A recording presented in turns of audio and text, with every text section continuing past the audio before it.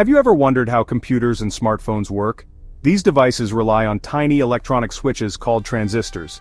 One important type is the NMOS transistor, a crucial building block in modern electronics. Imagine a light switch, but instead of your finger, a tiny electrical signal turns it on and off. That's what an NMOS transistor does. These microscopic switches control the flow of electricity, making it possible to process information, store data, and power countless devices we use every day. From the largest supercomputers to the smallest sensors, NMOS transistors are everywhere, silently shaping our technological world. But how are these incredible components made?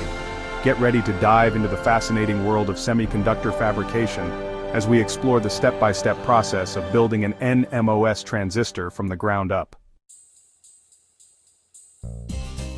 Our journey begins with a thin, circular slice of silicon called a wafer. Silicon, a semiconductor material, provides the perfect foundation for building transistors.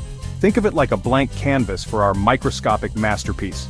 Before we can start building, the wafer needs a thorough cleaning. It's like washing your hands before cooking to remove any dust or impurities that could interfere with the process. Once squeaky clean, the wafer is ready for the next stage: oxidation.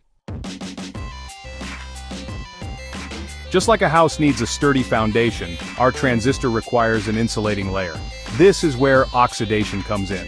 The silicon wafer is heated in a furnace, causing a thin layer of silicon dioxide to form on its surface. This acts as an insulator, preventing electricity from flowing randomly. Now we need to create patterns on this insulating layer to define the areas where our transistor components will be built. This is done through a process called photolithography, which is like using a stencil to create a design. Remember how we need to control the flow of electricity in our transistor?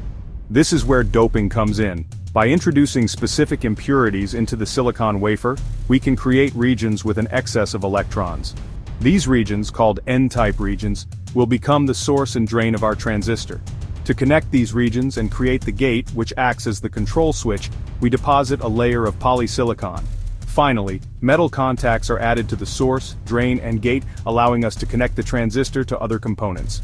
And there you have it, a fully functional NMOS transistor, ready to power our electronic devices. From smartphones and computers to medical equipment and renewable energy systems, these tiny switches are driving innovation and shaping the future of technology.